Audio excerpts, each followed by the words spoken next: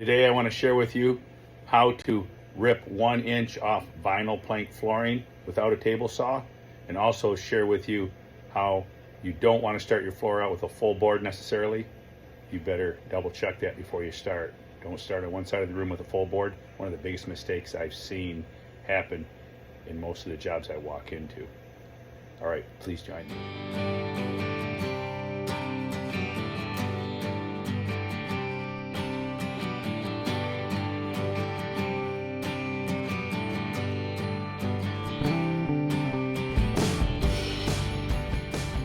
How to rip 1 inch off a full piece of vinyl plank flooring.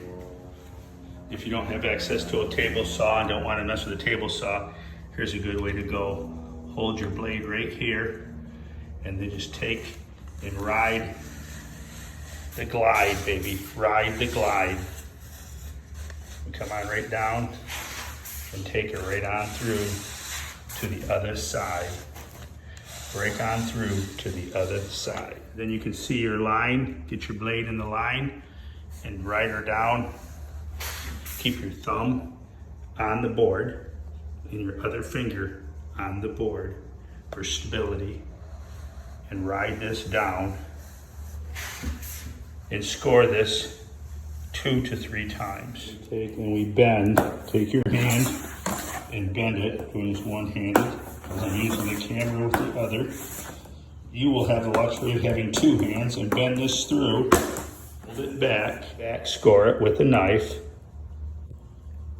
Voila. You have now ripped your 4-foot piece. Is ripped and ready to go. I like to start a tip. The tip, always measure across your room to make sure you're not going to end up with a sliver. You don't want to end up with a 1/2 inch sliver at one edge of the room. So measure, do the math. This is 7 1/8 inch. Break it down. I'm cutting 1 inch off this board as it is 145 inches across my room. Divide 7.125. All right, that's a good thing to do. So you don't end up with a sliver.